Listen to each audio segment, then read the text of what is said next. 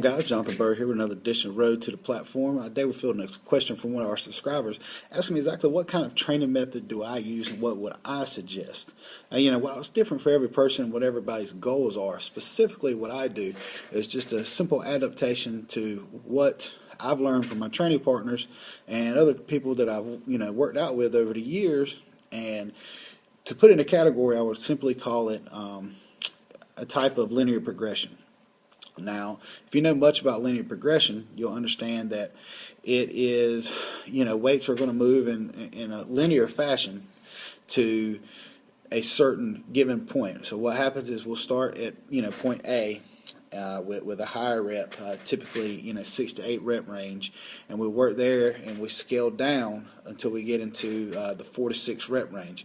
And at first 6 to 8 rep range, we simply use it to build up more endurance, more volume, a larger work capacity. So the weights are lighter, a lot heavier rep, and a lot of auxiliary work. So the volume is brutal. And typically that, to me, is the hardest part of any one of my training phases.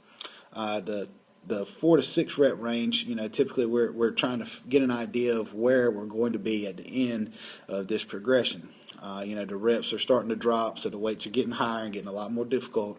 And the volume is still fairly high with the auxiliary work, but we're starting to try to taper it down just a bit.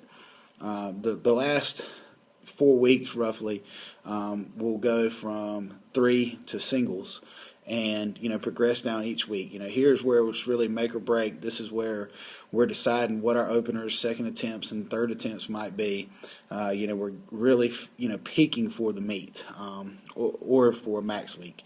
I've used this training template for people that I've trained online. I've used it for myself over and over again. I've even adapted it to fit my needs as a multiply lifter now, to really work.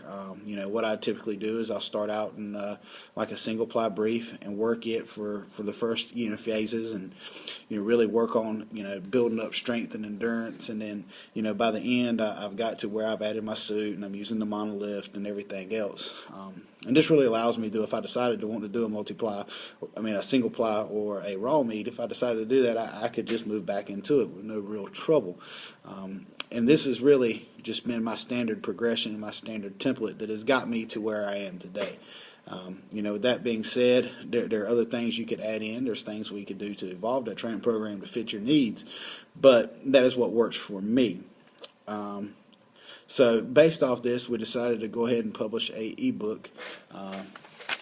We titled it Big. Now this is just, I printed a copy for myself because it's just, I enjoy reading it, and editing and making adjustments for things, my personal benefit. But obviously it's online as an ebook. I'll link it down below, so if you want to check it out, you can. And we'll go from there. But I hope that answered the basic questions about how I train and what my template looks like. If you keep watching and subscribing on my YouTube channel, you'll see the videos, of this training cycle coming up.